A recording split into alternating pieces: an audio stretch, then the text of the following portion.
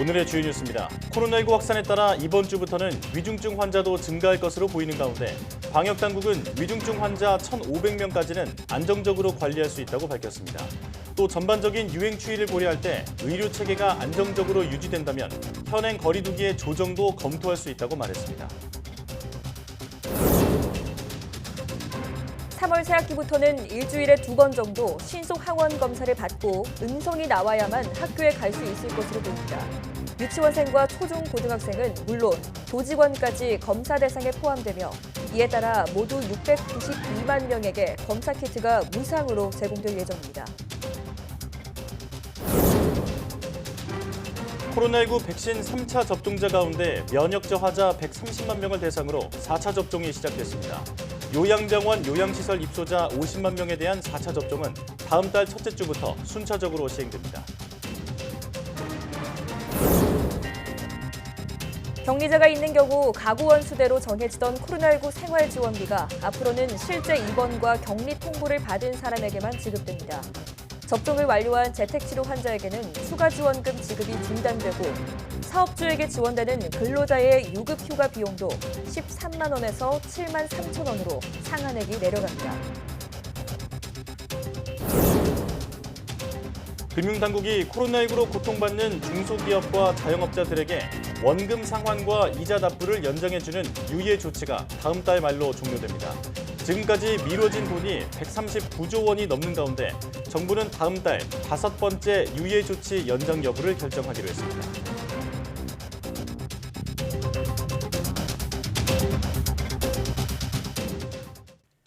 여러분 안녕하십니까? 사이언스 투데이 시작합니다. 현행 사회적 거리 두기가 오는 20일 종료되는 가운데 정부가 전반적 유행 추이와 위중증 사망자 발생 현황, 의료체계의 여력을 고려해 안정적으로 관리할 수 있다면 거리 두기 조정도 검토할 수 있다고 밝혔습니다. 손영래 중앙사고수습본부 사회전략반장은 이제 여러 의견을 듣기 시작할 것이라며 유행이 빠르게 확산되지만 위중증, 사망 증가 추이나 의료체계의 여력이 안정적으로 유지되는 점을 주로 고려하고 있다고 말했습니다. 이어 방역 의료체계도 확진자 억제보다 위중증과 사망 최소화를 위한 선택과 집중 전략을 채택했으니 사회적 거리 두기의 변동 필요성도 검토할 필요가 있다고 덧붙였습니다. 사적 모임 인원은 6명까지, 식당과 카페의 영업시간은 오후 9시까지로 제한하는 현행 사회적 거리 두기는 지난달 17일 시작해 오는 20일까지 이어질 예정입니다. 방역당국이 코로나19 위중증 환자가 이번 주부터 증가할 것이고 1,500명까지는 관리가 가능하다고 밝혔습니다. 손영래 보건복지부 중앙사고수습본부 사회전략반장은 총 확진자가 규모가 늘고 고령층 확진자의 절대수도 늘면서 위중증 환자와 사망자가 증가할 가능성이 있다며 2, 3주 정도 시차를 두고 늘어나는 경향으로 볼 때 이번 주부터 증가할 것으로 예상된다고 말했습니다.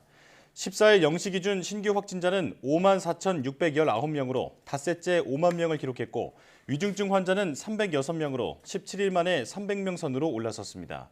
손 반장은 위중증 환자는 대략 1,500명까지 충분히 안정적으로 관리할 수 있는 여력을 갖고 있는데 현재 200명대 후반, 300명대 초반은 관리 가능한 역량에 비해 안정적인 수준을 유지하고 있다고 강조했습니다. 지금까지 격리자의 전체 가구원 수를 기준으로 산정되던 코로나19 생활지원비가 실제로 입원하거나 격리하는 사람에게만 지급됩니다. 또 재택치료가 일반화되고 공동격리 부담도 완화됨에 따라 접종을 마친 재택치료 환자에게 지급하던 추가 지원금은 중단됩니다. 이와 함께 격리 근로자에게 유급휴가를 부여한 사업주에게 지원되는 유급휴가 비용도 하루 상한액이 13만 원에서 7만 3천 원으로 내려갑니다. 질병관리청은 확진자와 백신을 접종하지 않은 동거인만 격리하도록 기준이 바뀜에 따라 생활지원비도 입원자와 격리자 중심으로 지급한다고 설명했습니다. 코로나19 백신 3차 접종을 마친 이들 가운데 면역 저하자 130만 명을 대상으로 4차 접종이 시작됩니다. 요양병원 요양시설 입소자 50만 명에 대한 4차 접종은 다음 달 첫째 주부터 순차적으로 시행됩니다. 코로나19 예방접종 대응추진단은 기저질환이나 면역 억제제 복용 등으로 면역 형성이 충분하지 않은 면역 저하자를 대상으로 동네 위탁 의료기관에서 4차 접종을 진행한다고 밝혔습니다. 대상자는 18세 이상 성인 가운데 3차 접종을 완료한 약 130만 명으로 화이자, 모더나 백신 등 mRNA 백신을 접종받게 됩니다. 새학기부터는 일주일에 2차례 정도 등교 전에 신속 항원 검사를 하고 음성이 나와야 학교에 갈 수 있게 될 것으로 보입니다. 교육부는 백브리핑에서 3월 새학기 정상 등교를 위해 유치원과 초등학생은 물론 중고교 학생과 교직원까지 일주일 2차례 정도 신속 항원 검사를 하는 방안을 마련해 16일쯤 발표할 예정이라고 밝혔습니다. 앞서 정부는 백신을 맞지 못하는 유치원생과 초등학생 총 330만 명에게 신속 항원 검사 키트를 무상 배포하고 한 주에 2회씩 5주간 검사하는 방안을 시도교육청과 협의하고 있다고 밝혔습니다. 하지만 학교가 확진자 자체 조사에 부담을 많이 느껴 선제적 검사를 통해 확진자를 걸러내기 위해 대상을 중고생과 교직원을 포함해 692만 명으로 확대했다고 설명했습니다. 유치원과 초중고등학교 교사의 98.6%가 새학기부터 학교 자체 방역 체계를 도입하기로 한 정부 방침에 반대한다는 조사 결과가 나왔습니다. 전국 교직원 노동조합이 지난 10일부터 12일 교사 만여 명을 대상으로 조사한 결과를 보면 학교 자체 방역 체계 도입 방침에 대한 질문에 87%는 전혀 동의하지 않는다, 11.6%는 동의하지 않는다고 응답했습니다. 동의하지 않는 가장 큰 이유에 대해서는 91.8%가 방역 업무 증가로 인해 정상적인 교육 활동이 마비될 것으로 우려된다는 점을 꼽았고, 역학조사는 학교의 역할이 아니다라는 응답이 79%로 뒤를 이었습니다. 이 밖에도 감염 상황 관련 학교 임의 판단에 대한 학부모 불신이 66.8%, 자체 방역 체계로는 학교 집단 감염 등에 대응하기 어려움이 62%였습니다. 정부의 사회적 거리두기 연장에 반대해온 자영업자 단체가 서울 도심에서 대규모 집회를 예고했습니다. 한국유흥음식업 중앙회와 한국인터넷PC문화협회 등으로 이뤄진 코로나 피해 자영업 총연합은 15일 낮 2시 서울 광화문 광장에서 광화문 총집회를 열 예정입니다. 단체는 정부가 자영업자의 어려움을 무시한 채 오는 20일까지 사적 모임 인원과 영업시간 제한 조치를 또다시 연장했다며 사회적 거리두기를 즉시 철폐하고 손실보상 지급 방안을 발표하라고 요구했습니다. 코로나 사태가 장기화하면서 기존 채용 문화에 지각 변동이 거세게 일어나고 있습니다. 메타버스와 AI를 이용한 수시 채용이 코로나 시대의 새로운 3대 채용 문법으로 자리 잡고 있습니다. 보도에 김상우 기자입니다. 가상 공간에서 열린 취업 설명회. 가운데 캐릭터 인형인 아바타는 인사팀 직원이고 그 옆엔 구직 희망자들이 앉았습니다. SK텔레콤과 세븐일레븐 등이 이 같은 메타버스 설명회와 면접을 연대 이어 삼성전자도 오는 15일 처음 도입합니다. 코로나 사태의 장기화와 함께 초연결을 바탕으로 한 가상융합 경제와 메타버스 시대가 다가오면서 IT 기술을 활용한 채용 문화가 확산하고 있습니다. 온라인 시험과 화상 면접 등은 이제 낯설지 않은 모습. 특히 인공지능 AI를 활용한 자기소개서 평가에 이어 능력 중심의 공정하고 객관적인 블라인드 채용 효과를 얻기 위해 화상 면접에도 고도의 IT 기술을 채용 보완제로 적용하는 기업들도 급증하고 있습니다. 미세 표정과 음성 등 면접 대상자의 언행 특성을 AI가 포착해 소통 능력 등의 항목별로 지수화해서 주관적 평가를 배제하는 겁니다. 데이터를 객관적으로 분석해서 지원자들에게는 과거보다 공정하고 객관적인 채용의 기회를 부여하고 기업들에게는 해당 인재상에 맞는 인원을 판단하는 데 활용하고 있습니다. 전문가들은 다층 구조 형태의 신경만을 기반으로 수많은 데이터를 분리하고 학습해 진화하는 딥러닝 면접 시대에 맞게 철저히 준비하는 것은 물론 비대면 면접의 기본을 절대 놓쳐서는 안 된다고 말합니다. 매끄러운 인터넷 환경은 물론이고 소음이 적고 밝은 공간을 사전에 확보하는 것도 매우 중요하겠고요. 그리고 옷이나 메이크업 같은 것도 실제 대면 면접을 준비하듯이 꼼꼼하게 해야 됩니다. 또 정규직 수시공채와 경력 수시 채용이 기업 규모와 관계없는 대세여서 취업 성공을 위해서는 해당 분야 능력이 필요하다고 지적합니다. 신규 직원을 모집해서 저희가 교육시키고 현장에 투입하기보다는 이미 검증된 경력 있는 역량 있는 직원들을 모집해서 현장에 투입함으로 해서 회사의 발전을 좀 더 가속화시킬 수 있다고 생각하고 있습니다. 지원자들께서는 각기 다른 자신이 관심이 있는 직무에 좀 더 집중하셔서 거기에 맞는 경험과 자신들이 얼마만큼 준비되어 있는지를 잘 보여주셨으면 좋겠습니다. 메타버스를 이용한 설명회와 면접, 그리고 AI 화상 면접과 수시 채용, 코로나 시대의 새로운 3대 채용 문법으로 자리 잡아가고 있습니다. YTN 김상호입니다. 캐나다 경찰이 백신 접종 의무화에 반발하며 미국과의 국경 다리를 막은 시위대를 강제 해산했습니다. 일주일 동안 다리 통행을 막았던 트럭과 차량은 해산했지만 수도 오타와의 트럭 시위는 더 격화하는 모습입니다. 이동헌 기자의 보도입니다. 현지 시각 일요일 아침 캐나다 경찰이 미국 디트로이트와 캐나다 윈저를 잇는 엠베서더 다리를 막고 있던 시위대에 대한 강제 해산에 나섰습니다. 현장에 끝까지 남아있던 시위대 10여 명을 체포하고 차량을 견인했습니다. 지난 금요일 법원의 해산 명령에 이어 전날 경찰이 강제 진입에 앞서 해산을 종용하자 상당수의 시위대가 트럭을 몰고 현장을 떠났습니다. If they want to grab us and hook us up and take us away, so be it. There will be no violence, there will be no resistance. 하지만 오후 들어 시위대가 늘어나자 경찰은 작전을 중단했고 다음 날 아침 강제 해산에 들어갔습니다. 이 과정에서 폭력 사태는 없었던 것으로 전해졌습니다. 이로써 미국과 캐나다의 자동차 산업에만 8억 달러 이상의 피해를 준 것으로 추산되는 다리 봉쇄는 일주일 만에 끝났습니다. 하지만 3주째로 접어든 수도 오타와의 트럭 시위는 격화하는 모습입니다. 수천 명의 시위대가 주 정부의 비상사태 선포를 무시하고 백신 의무화와 방역 규제에 반대하는 시위를 이어가고 있습니다.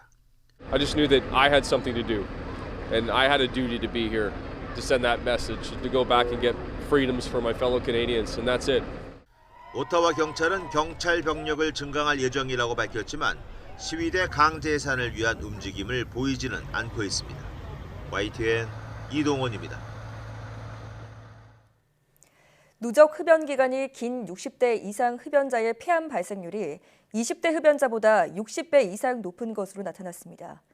흡연자가 폐암에 걸릴 확률은 20대에선 1%였지만 30대 10%, 40대 16%, 50대 42%였고 60대 이상에선 68%로 평가됐습니다. 질병관리청은 이 같은 내용이 담긴 국내 흡연자의 폐암 발생 위해 분석 결과를 발표했습니다. 질병관리청은 흡연 기간이 짧을수록 암에 걸릴 위험이 낮아진다며 하루라도 빨리 금연하는 게 좋다고 강조했습니다. 환자에게 수술에 따른 위험성을 미리 설명했더라도 충분한 시간을 주지 않았다면 의사가 설명 의무를 어긴 것이라는 대법원의 판단이 나왔습니다. 대법원은 환자 A씨가 의사 B씨를 상대로 낸 손해배상 소송 상고심에서 원고 패소로 판결한 원심을 깨고 사건을 수원 고법으로 돌려보냈습니다. 재판부는 환자가 결정을 내리기 위해서는 수술의 필요성과 위험성을 고민하고 주변 사람과 상의할 수 있는 시간적 여유가 주어져야 한다고 설명했습니다. 식물원이나 캠핑장, 도심 공원에서 야간에 LED 조명으로 장식된 나무를 자주 볼 수 있는데요. LED 조명은 밝기가 과하지 않아 친환경적이라는 느낌이지만 실험을 해보니 야간 LED 조명은 나무의 생체 시계를 교란해 이산화탄소를 더 많이 배출하고 성장도 막는 것으로 확인됐습니다. 양회영 기자가 취재했습니다. 겨울밤을 화려하게 수놓는 나무 조명. 특히 크리스마스 시즌이 되면 곳곳에 조명으로 장식된 나무가 늘어납니다. 그런데 LED 조명을 밤새 켜놓으면 나무의 생체 시계를 교란시켜 이산화탄소 배출이 늘어난다는 사실을 국내 연구진이 밝혀냈습니다. 연구진은 소나무와 왕벚나무, 은행나무에 LED 장식 전구를 설치해 1년에 걸쳐 야간 호흡량을 측정했습니다. 그 결과 LED 조명에 6시간까지 노출돼도 야간 호흡량에는 차이가 없었습니다.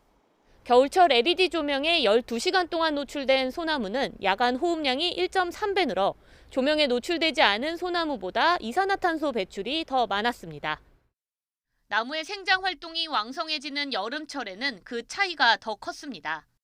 LED 조명에 12시간 노출되면 왕벚나무는 2.2배, 소나무는 3.2배, 은행나무는 4배나 야간 호흡량이 늘었습니다. 나무는 낮에 광합성을 통해 탄소를 축적하고 야간 호흡을 통해 축적된 이산화탄소를 배출하는데 LED 야간 조명이 나무의 탄소 저장량을 줄여 이산화탄소 배출을 늘리는 겁니다. 연구진은 또 LED 조명에 12시간 동안 노출된 나무는 지난 1년 동안 24%나 덜 자라 나무 성장을 지연시키는 것도 확인했습니다. 나무가 야간 조명에 지속적으로 노출되는 경우에는 생체 시계에 교란이 와서 야간 호흡량이 증가할 수 있습니다. 6시간 동안 노출된 경우에는 생체 시계가 교란되지 않았지만 12시간 동안 장기적으로 노출된 경우에는 생체 시계에 교란이 온 것으로 보입니다. 연구진은 빛공해가 나무 종류와 관계없이 영향을 미친다면서 나무에 설치된 조명은 6시간 이하로 켜야 한다고 말했습니다. 또 LED 야간 조명은 봄에 잎이 나고 기온이 오르기 전 늦지 않게 철거해야 한다고 강조했습니다. YTN 사이언스 양우영입니다. 제주 철새도래지에서 사체로 발견된 철새가 고병원성 조류 인플루엔자에 감염된 것으로 확인돼 당국이 방역에 나섰습니다. 제주도는 성산 5조 철새도래지에서 발견된 알라고리 폐사체에서 고병원성 조류 인플루엔자인 H5N1형 바이러스가 검출돼 차단 방역을 강화하고 있습니다. 우선 철새도래지 부근 농가 30곳에 닭 40만 7천 수에 대한 이동 제한 조치와 검사 강화 등 방역 조치를 강화했습니다. 또 철새도래지에는 통제초소 3개소를 설치해 축산 차량 진입과 올레꾼, 낚시꾼 등 사람들의 통행을 차단하고 있습니다. 제주도는 오는 2월 25일부터 방역구역 내 농가에 대한 정밀 검사를 진행해 음성이 확인되면 이동 제한을 해제할 계획입니다.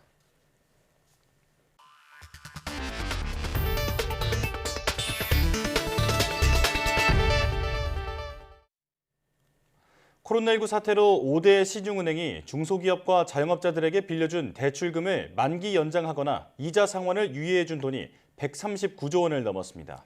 이 유예 조치는 다음 달 말에 종료되는데 정부는 빚 부담을 덜어주기 위해 5번째 연장 여부를 다음 달에 결정하기로 했습니다. 박병한 기자가 보도합니다. 코로나19 사태로 고통받는 중소기업과 영세 상공인들에게 금융당국은 대출 원금 상환과 이자 납부를 6개월씩 모두 4차례 연장했습니다. 이 조치가 다음 달 말 만료되는데 5대 시중은행에 따르면 연장된 대출과 이자의 총액은 139조 4,494억 원에 달합니다. 하지만 오미크론이 거침없이 확산하면서 원리금 상환을 앞둔 소상공인들은 재연장을 촉구하면서 일부 탕감을 주장하고 있습니다. 3월 말로 돌아오는 대출하고 이자가 140조입니다. 코로나가 지금도 많은 영업 제한을 하기 때문에 대출 연장이 좀 더 돼야 되지 않나. 빚이 너무 많기 때문에 연장과 유예 가지고는 헤어나기가 어렵습니다. 지금은 이제 조금 더 적극적인 조치인 탕감 조치도 필요하다고 생각이 들어서 중소기업 중앙회가 323개 중소기업을 대상으로 실시한 조사 결과 응답기업의 87%가 추가 연장을 희망하고 있는 것으로 나타났습니다. 학계에서도 상환 연장에 대해 우려를 나타내며 직접 재정 지원도 필요하다는 시각입니다. 금리 상승기에는 대출 상환 유예를 계속하는 경우에는 금융시장 부실로 이어지고 수 있기 때문에 위험성이 있고요. 아예 대출을 갚지 못할 경우에 위기에 놓여 있는 분들에 대해서는 직접적인 재정 지원을 통해 구제하는 것이 오히려 타당할 것으로 생각됩니다. 홍남기 경제부총리는 상환 유예 조치의 재연장 여부는 만료를 앞둔 다음 달에 결정할 것이라고 밝혔습니다. 3월 말이 종료 시점인 소상공인 대출 만기 연장 상환 유예 조치의 연장 여부와 그리고 역시 3월 말까지 기한인 특별고용지원업종 지정 연장 여부 등 문제도 여러 상황을 신속히 종합 점검 후 다음 달 그 방침을 확정할 것입니다. 확진자가 거침없이 급증하면서 영업 제한 조치가 언제 풀릴지 모르는 상황에서 금융권은 139조 원 가운데 부실이 얼마나 발생할지 긴장 속에 주시하고 있습니다. YTN 박병환입니다. 매출이 증가해도 고용을 쉽게 늘리지 않으려는 경향이 국내 기업들 사이에서 갈수록 뚜렷해지는 것으로 나타났습니다. 한국은행이 2014년부터 2019년까지 기업활동 조사 자료를 바탕으로 조사한 결과 지난 2017에서 2019년 고용 민감도가 0.27%포인트로 나타났습니다. 이 수치는 2014에서 2016년의 0.31%포인트보다 0.04%포인트 낮은 수준입니다. 고용 민감도는 매출 증가율 1%포인트 변화에 대한 고용 증가율 변동폭으로 앞선 3년 사이 매출 증가율이 1%포인트 오르면 고용 증가율이 0.31%포인트 높아졌지만 이후 3년은 고용 증가율이 0.26%포인트 상승하는 데 그쳤습니다. 서울시는 올해 전기차 보급 물량을 2만 7천 대로 정하고 상반기 14,166대의 보조금을 지원하기로 했습니다. 서울시는 지난 2009년부터 지난해까지 52,400대를 보급했으며 올해 보급 물량을 더하면 누적 8만 대를 넘게 됩니다. 보조금 규모는 전기 승용차의 경우 최대 900만 원이며 8,500만 원 이상 차량은 제외됩니다. 전기 화물차는 최대 2,700만 원까지 지원되며 일부 법인의 독점을 막기 위해 법인 물량은 20%로 제한됩니다. 서울시는 올해 지급 대상 선정 방식을 구매 지원 신청서 접수순에서 차량 출고 등록순으로 변경했습니다. 또 배출가스 5등급 차량을 폐차한 뒤 전기차를 구매하거나 취약계층이 전기차를 구매할 경우 보조금과 별도로 100만 원을 지급합니다. 미국의 지난달 물가가 40년 만에 최대폭으로 오르면서 파격적 금리 인상이 전망되는 가운데 우크라이나 사태로 미 연준에서는 신중론이 나오고 있습니다. 미국 큰손 투자자들은 증시 급락장에서도 혁신 성장주들을 대규모로 사들이고 있습니다. 이종수 기자입니다. 미국의 지난달 소비자 물가지수는 1년 전보다 40년 만에 최대폭인 7.5% 급등했습니다. 미국 중앙은행 연준은 다음 달 정례회의에서 금리 인상을 기정사실화했는데 Today, in support of these goals, the Federal Open Market Committee kept its policy interest rate near zero and stated its expectation that an increase in this rate would soon be appropriate. 심각한 물가 급등 완화를 위해 2단계 0.5%포인트를 한꺼번에 올릴 수 있다는 전망이 나오고 있습니다. 이에 대해 미 연준 내에서 금리 인상에 신중해야 한다는 속도 조절론이 나오고 있습니다. 러시아의 우크라이나 침공 가능성 고조로 금융시장이 흔들리고 성장 전망에 먹구름이 끼면서입니다. 메리 데일리 샌프란시스코 연방준비은행 총재는 갑작스럽고 공격적인 조치는 달성하고자 하는 성장과 물가 안정에 불안정한 영향을 줄 수 있다고 우려했습니다. 일단 3월 연방공개시장위원회 정례회의에서 기준금리를 올리고 그 영향을 관찰 평가한 뒤 최적의 시기에 다음 금리 인상을 단행하자는 겁니다. 또 다음 달에 한 번에 0.5%포인트 올리는데 회의적 반응도 보인 겁니다. 이와 관련해 통화 긴축을 선호하는 연준의 매파 제임스 블러드 세인트루이스 연방은행 총재도 곧 언론을 통해 관련 입장을 밝힐 예정이어서 이번 주 공개되는 지난달 연방공개시장위원회 의사록과 함께 주목받고 있습니다. 이런 가운데 돈나무 언니로 불리는 캐시우드 아크 인베스트먼트 CEO가 지난 2주 동안 메타버스 게임 플랫폼인 로블록스, 모바일 결제업체 블록, 온라인 주식거래 플랫폼 로빈후드 등 고성장주를 4억 달러, 우리 돈으로 약 4,798억 원 이상 사들였습니다. 로블록스, 블록, 로빈후드는 모두 올해 들어 6주 동안 최소 25% 이상 급락한 종목들인데 세상을 바꿀 잠재력을 가진 혁신 기업에 투자한다는 기조를 유지한 것으로 월스트리트 저널은 평가했습니다. 미국의 억만장자 투자자 조지 소로스는 지난해 12월 말 기준으로 전기차 업체 리비안 주식 2조 4천억 원어치를 매입한 것으로 나타났습니다. 리비안 주식은 지난해 11월 고점 대비 67% 하락했습니다. YTN 이종수입니다.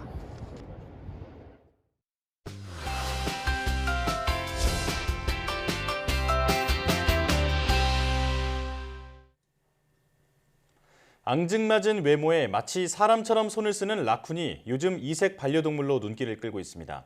잘 길들이면 개나 고양이처럼 집에서 함께 지낼 수 있지만 야생성이 강해서 입양 전에 반드시 알아야 할 유의사항이 있다고 하는데요. 오늘 슬기로운 펫생활은 귀엽지만 결코 가까이 하기가 쉽지 않은 반려동물 라쿤을 소개합니다. 함께 가보실까요?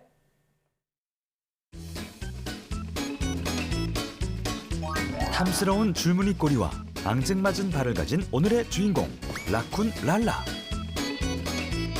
귀여운 것만 보고 데려왔다가 고생을 많이 해서 어디로 튈지 모르는 사고뭉치 랄라와의 동거 생활. 이색 반려동물 라쿤의 모든 것을 슬기로운 펫생활에서 알아봅니다.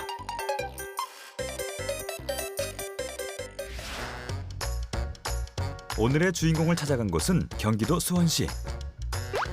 공원 한쪽에 유독 사람들이 몰려 있는데요. 그들의 시선이 일제히 향한 곳에는 웬 동물 한 마리가 있습니다. 아이고야. 지나가는 사람들의 발길도 멈추게 만드는 귀여운 외모. 우리가 찾는 주인공이 맞는 걸까요? 급히 따라가 보는데요. 안녕하세요. 네, 안녕하세요. 이 동물은 뭐예요? 얘는 미국 너구리 라쿤이고요. 얘는 랄라고 4살 됐어요. 앙증맞은 외모가 매력적인 라쿤 랄라입니다. 라쿤은 미국 너구리로 불리며 주로 캐나다 남부에서부터 아프리카 대륙에 서식하고 있는데요. 최근 반려동물을 기르는 가구 수가 증가하면서 이색 반려동물인 라쿤을 키우는 사람들도 증가하고 있다고 합니다. 라쿤을 집에서 키울 수가 있어요? 네, 그럼요. 충분히 키울 수 있어요. 한번 보여드릴까요? 네. 랄라 가자. 보여드려. 그렇게 랄라와 보호자의 보금자리를 찾은 제작진. 이리 와. 집으로 돌아오자 랄라도 더욱 신이 난 눈치인데요.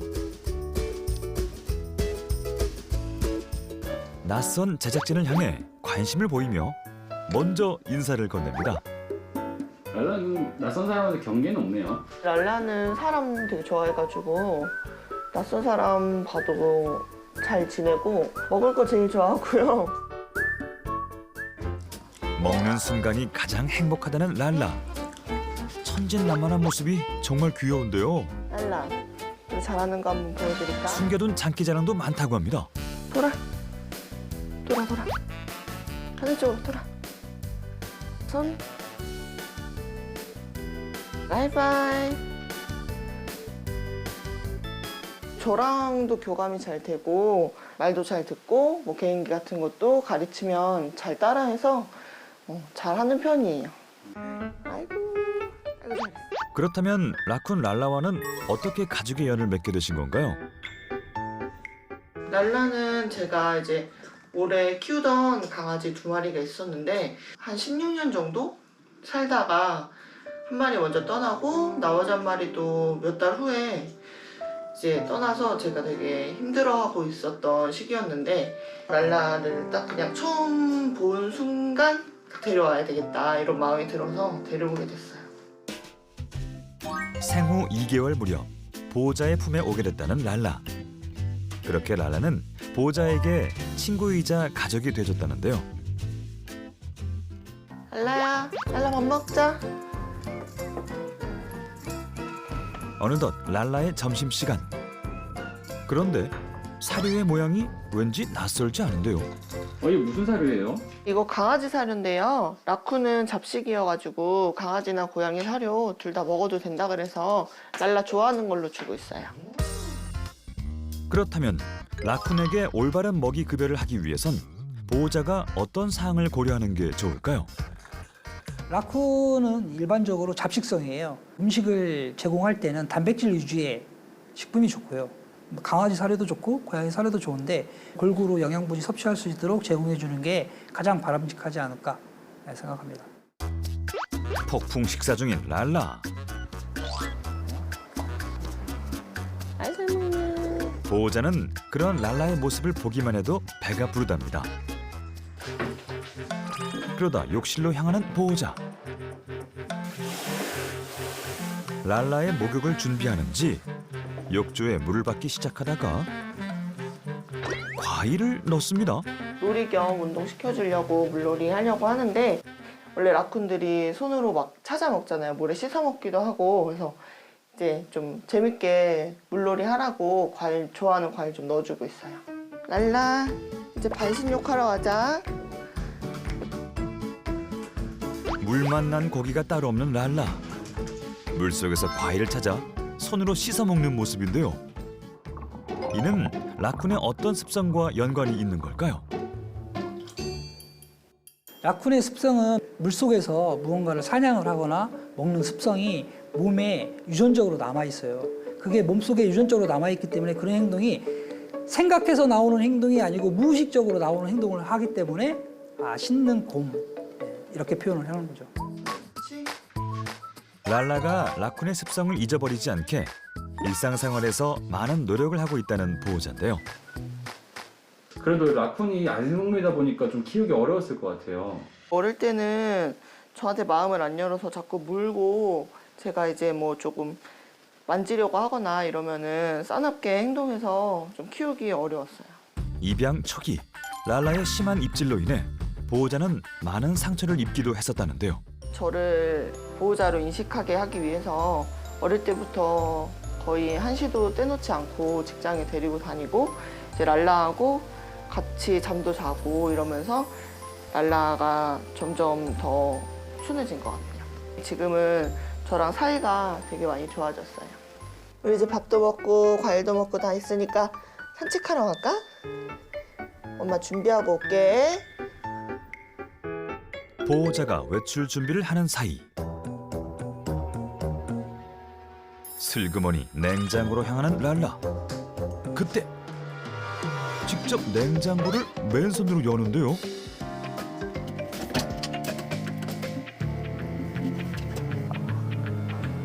순식간에 사과를 훔쳐 도망가는 랄라.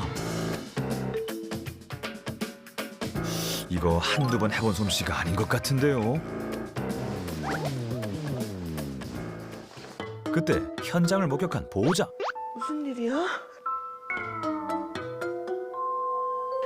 너 또 사과 꺼내 먹었어?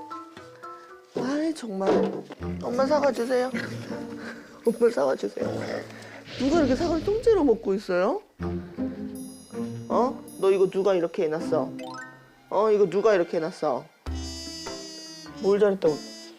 랄라가 손을 잘 쓰다 보니까 뭐 서랍도 잘 열고 이래서 음식 같은 것도 잘 열어서 먹는데 이제 먹으면 안 되는 물건 뭐 제 화장품이나 볼펜 이런 거 많이 뜯어 먹어가지고 병원에도 여러 번 갔다 왔어요. 손을 자유자재로 사용하는 라쿤의 손에는 어떤 숨겨진 비밀이 있는 걸까요?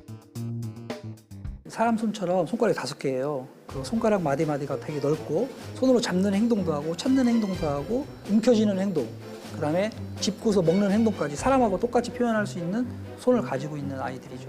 무언가를 운반할 때도 손으로 운반할 수도 있고, 그리고 벽이나 담벼락, 그리고 나무, 울타리 같은 경우도 자유자재로 사람처럼 오르락거리고 내리락거리고 충분히 할 수 있고. 산책을 나가기 전 하네스 착용부터 하는 랄라. 밖으로 나와 랄라를 땅에 내려놓는데 가자. 여기저기 참견하느라 좀처럼 앞으로 나아가지 않는 랄라. 결국 안전을 위해 보호자 품에서 이동을 합니다. 다 왔다, 그렇지. 평소 넘치는 호기심으로 산책을 즐긴다는 랄라. 이쪽으로 다시 내려가자. 처음 보는 강아지에게도 인사를 건넬 정도인데요. 강아지 친구들 만나면 먼저 좀 반갑다고 인사하고 그러는 거 좋아해요. 아무래도 밖에 나오면은 뭐 신기한 것도 많고 사람도 만나고 그래서 저 좋아하는 것 같아요. 그렇다면 라쿤과 산책 시 보호자가 고려해야 할 사항은 어떤 게 있을까요? 라쿤이라는 동물이 야생동물이잖아요. 그래서 자기 서식지에서 살고 있는 아이들이에요. 근데 사람의 입장에서 집에만 있다 보니까 산책을 시켜줘야겠다라고 생각하는 거는 사람의 입장에서의 생각이에요. 그리고 산책을 나가실 때에는 이미 익숙한 환경에서부터 여기 재밌는 곳이야, 좋은 곳이야 라는 것으로 간식을 줘가면서 안심감을 제공해줘서 스스로 나갈 수 있는 환경 조성이 필요하죠. 오늘 산책도 했으니까 맛있는 거 먹을까? 산책을 마친 후 랄라의 간식 쇼핑에 나선 보호자. 랄라 좋아하는 딸기. 이거 딸기 살까?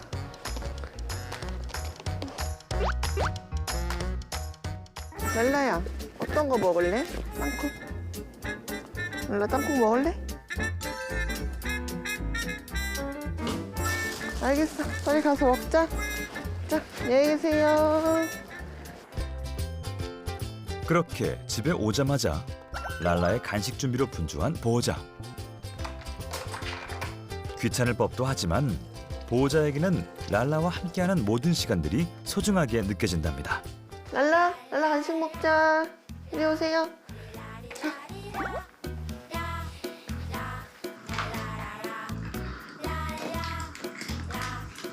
산책 갔다 와서 이제 과일이랑 견과류 사와서 많이 주는데요. 뭐 오래 가지는 않아요. 뭐 많이 먹기 때문에 한 2, 3일 정도면 다 먹는 것 같아요.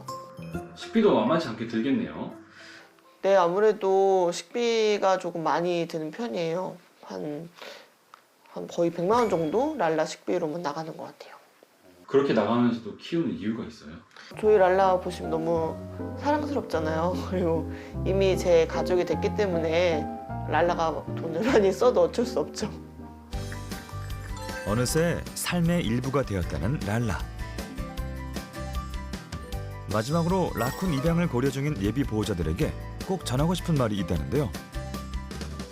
라쿤은 야생동물이기 때문에 이제 강아지나 고양이 같이 키우기는 훨씬 더 어려운 부분이 있어서 그래서 신중하게 입양을 고려해 보시고 입양하셨으면 좋겠습니다.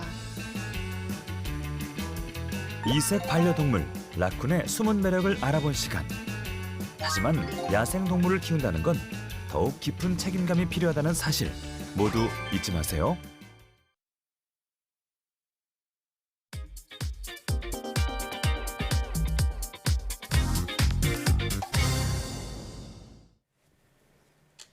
요즘 게임 산업계에는 시장을 뒤흔드는 초대형 이벤트가 이어지고 있습니다. 바로 거대 기업 간의 인수합병인데 윈도우를 만든 마이크로소프트는 스타크래프트로 유명한 게임 회사 블리자드를 우리 돈 82조 원에 인수하기로 했습니다. 게임 회사 인수 가격으로는 역대 최고 금액이라는데 왜 이런 시도가 이어지고 있는지 또 게임 업계의 판도는 앞으로 어떻게 변해갈지 짚어보겠습니다.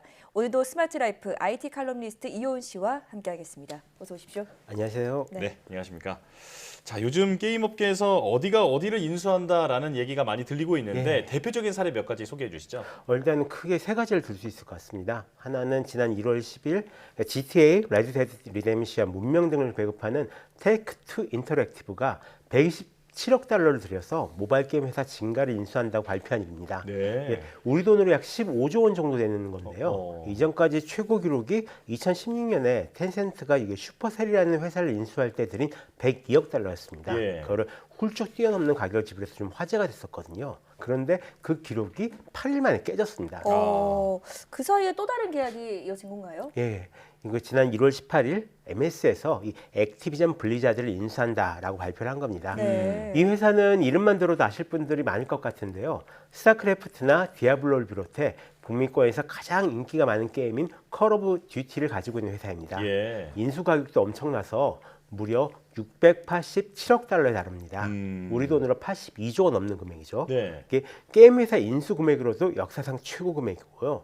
IT 업계 전체를 살펴봐도 좀 전례를 찾기 힘든 그런 큰 계약이었습니다. 네, 관련 기사를 찾아보니까 세기의 빅딜이라는 수식어가 많이 붙더라고요. 네, 정말 어마어마한 규모인데 왜 이 많은 돈을 MS가 투자했는지는 조금 뒤에 얘기를 좀 더 들어보도록 하고요. 자, 또 다른 대형 인수도 있었죠. 네, 마지막 하나는 1월 31일에 일어났습니다. 이 소니가 유명 게임 제작사 번지를 36억 달러, 우리 돈으로 4조가 넘는 돈으로 인수한 일입니다. 예. 사실 이것도 굉장히 큰 금액이거든요. 그러니까요. 근데 MS가 인수하겠다는 금액이 워낙 크다 보니까 상대적으로 작아 보입니다. 네, 그러네요. 정말 많은 돈이 한꺼번에 쏟아지는 그런 기분인데요. 여기까지 그러니까 올해 1월 단 3건의 계약에서 공개된 금액만 해도 작년 게임 시장 전체에 투자된 돈과 비슷하다라고 합니다. 어마어마하네요. 근데 인수 이유는 뭐라고 하던가요? 일단 그 공식적으로 밝힌 이유는 그 각각 좀 다릅니다. 네. 먼저 테이크2 같은 경우는 계속 성장하는 이 모바일 게임 업계에서 지분을 넓히기 위해 진가를 인수했다라고 합니다. 예. 그리고 MS는 메타버스를 만들기 위한 기술을 얻기 위해서라고 말했고요. 소니 같은 경우에는 콘솔 게임 시장 바깥으로 확장하기 위해서라고 했습니다. 네. 다만 그 이유를 고지것대로 믿는 사람이 많지는 않죠. 예. 이 중에서도 아무래도 이 MS가 액티비전 블리자드와 맺은 계약이 가장 눈에 띌 것 같은데요. 이 계약이 단순하지 않은 게 2020년 이 게임 산업 매출 기준 5위 회사를 4위 회사가 산 겁니다. 네. 이 2021년 대한민국 게임 백수에 따르면 2020년 세계 게임 시장은 약 2,096억 달러에 달하는데요. 여기서 MS는 116억, 액티비전 블리자드는 81억 달러. 그러니까 우리 돈으로 이제 각각 9조 원이 넘는 매출을 올리는 회사들입니다. 네. 이런 회사들이 인수 계획을 맺을 이유가 과연 있을까 싶었는데 있더라고요. 뭔가요? 우선 액티비전 블리자드가 작년부터 사내 성폭력 사태로 굉장히 큰 위기에 처해 있었습니다. 네. 한두 개가 아니라 오랫동안 누적된 여러 사건이 한꺼번에 터진 건데요. 이런 상황을 타개할 방법을 찾던 액티비전 CEO가 MS에 먼저 우리 회사 사지 않겠냐고 이런 매각 의사를 타진했다라고 합니다. 예. 마침 이 액티비전 주가도 좀 폭락한 상태여서 MS가 그걸 딱 잡은 거고요. 이로 인해 MS는 뭐 오버워치, 콜 오브 듀티 같은 유명 지적 재산권을 확보할 수 있게 됐습니다. 다만 이번 인수합병에 대한 반독점 심사를 미국 연방거래위원회가 맡을 예정이라서요. 아직 완전히 결정난 건 아니라고 합니다. 네. 그러니까 메타버스 기술이 필요했던 MS의 눈에 이 안팎으로 내용을 겪던 블리자드가 딱 들어왔다. 네, 이렇게 볼 수 있겠는데요. 자, 이런 인수합병 발표를 보고 게임계에서는 이제 마이크로소프트가 그 앞으로 자사가 만든 게임기를 통해서만 오버워치나 콜 오브 듀티 같은 인기 게임을 할 수 있게 하려는 게 아니냐 이런 걱정도 나오는데 그럴 가능성이 있을까요? 그렇진 않습니다. 안 그래도 이 소식이 나가자마자 이 MS 게임 담당 CEO한테 소니에서 전화가 왔다라고 합니다. 혹시 이 게임들 독점할 거냐고. 그래서 그럴 계획은 이제 확실히 아니다라고 공식적으로 못을 박았고요. 사실 요즘 같은 세상에선 이 특정 타이틀을 독점하는 게 이익보다는 손해입니다. 그럼 다시 왜 인수했냐라는 질문이 나올 수밖에 없는데요. MS가 노리는 건 이 PC나 가정용 게임기 같은 하드웨어 기반을 벗어난 클라우드 게이밍이기 때문에 그렇다라고 생각을 하고 있습니다. 이 메타버스 관련 기술을 얻기 위해서라는 이야기도 이 클라우드 게임 관련 기술을 얻기 위해서다라고 봐도 좋은데요. 사실 지금 빅테크 기업들이 다들 클라우드 서비스를 제공하거나 클라우드에 기반한 스트리밍 콘텐츠를 제공하는 사업자가 되어가고 있는 중이거든요. 이게 따지면 다른 이유가 아니라 구글이나 아마존이나 MS나 이 클라우드 서비스 매출이 빠르게 성장하고 있어서 그렇습니다. 간단히 말해 돈을 따박따박 벌어다 주는 사업 분야라는 거죠. 디지털 게임은 이 클라우드 서비스를 이용하고 있는 그리고 더 많이 이용하게 만들 굉장히 강력한 콘텐츠인 거고요. 여기에 더해서 컴퓨터 게임은 그 자체로도 따로 팔리고요. 또 스트리밍 서비스로 제공할 수도 있고요. 또 온라인 게임을 운영하면서 앞으로 메타버스를 구축할 기술력이나 운영 능력도 확보할 수가 있습니다. 그뿐만이 아니라 앞으로 메타버스가 구축된다면 그걸 가장 먼저 쓸 사람들이 누굴까요? 바로 게임을 통해 그 세계에 익숙해져 있는 게이머들과 그 게이머들의 커뮤니티일 겁니다. 그렇겠네요. 요즘 들어서 아마존, 구글, 애플, MS가 모두 게임 산업에 뛰어든 데는 이유가 있는 거죠. 그러니까 승자의 독식이냐 승자의 저주냐 그 뒷이야기가 궁금해지는 마이크로소프트와 블리자드의 M&A 소식 짚어봤습니다. 자, 한 가지 더 이야기를 해보고자 할 텐데요. 마이크로소프트가 블리자드를 인수하면 텐센트와 소니에 이어서 세계 3위 게임 회사가 될 것이라는 관측이 나오고 있습니다.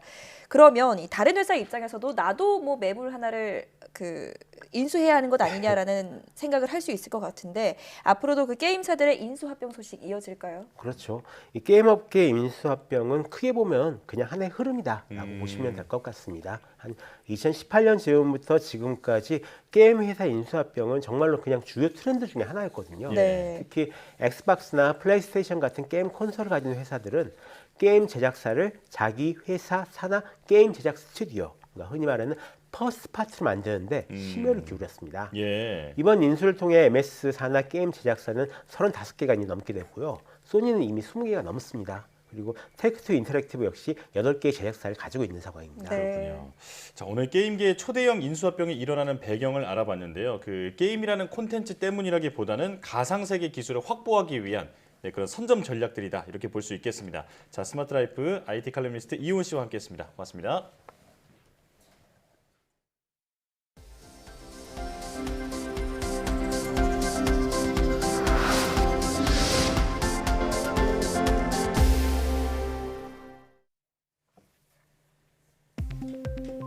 코로나19 바이러스의 전파율이 높아지면 위중증화 비율이 낮아져 코로나19가 결국 가벼운 호흡기 질환으로 토착화할 것이라는 연구 결과가 나왔습니다. 카이스트와 기초과학연구원 공동연구팀은 코로나19 바이러스가 전파율에 따라 토착화하는 과정을 수리 모델로 분석한 결과 백신 접종률이 높은 상황에서 바이러스 전파율이 높아지면 위중증 환자 수가 줄어들어 코로나19가 경증 호흡기 질환으로 토착화하는 과정이 빨라진다는 것을 확인했다고 밝혔습니다. 연구팀은 이번 분석에서 오미크론 변이처럼 낮은 위중증 성질은 배제한 채 높은 전파율이 일으키는 결과만 분석했다면서 고위험군 집단에 이번 결과를 적용할 때는 주의가 필요하다고 강조했습니다. 국내 연구진이 생체 조직의 3차원 고해상도 이미지를 빠르게 얻을 수 있는 광학 현미경 기술을 개발했습니다. 기초과학연구원 분자분광학 및 동력학 연구단은 독자적인 알고리즘을 개발해 잡신호를 줄이고 측정 횟수도 대폭 줄여 초고속으로 고해상도 이미지를 얻을 수 있는 광학 현미경 기술을 개발했다고 밝혔습니다. 연구단은 개발한 기술로 쥐의 뇌조직 내부의 마이엘린, 신경섬유 3차원 구조를 초고속으로 이미지화했는데 기존 방법으로는 몇 시간이 걸렸던 소요 시간을 3.58초로 줄였다고 설명했습니다. 국내 연구진이 인체가 외부 환경을 인식하듯 위험하고 강한 자극만 고통으로 인식하는 전자소자를 개발했습니다. 키스트 강종윤 윤정호 박사팀은 전기 자극에 의해 쉽게 이동하는 은 입자의 양을 조절해 뇌에 전달하는 생체 신호의 강도를 조절하는 전자소자를 개발했다고 밝혔습니다.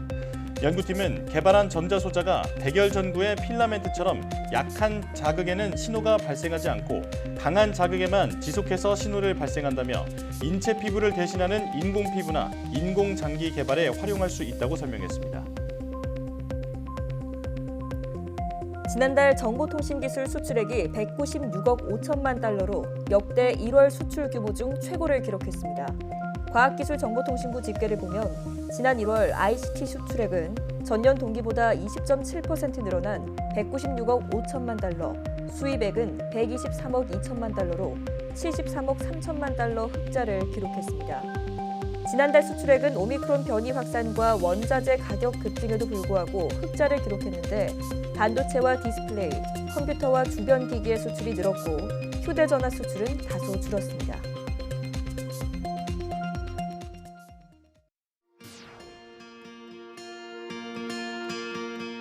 처음에 시작을 할 때는 생명공학 쪽은 불모지나 다름없었는데 질병으로 고통받는 환자들한테 어느 정도 희망을 주거나 아니면 목숨을 구할 수 있으면 과학자로서의 흔적은 충분히 남길 수 있는.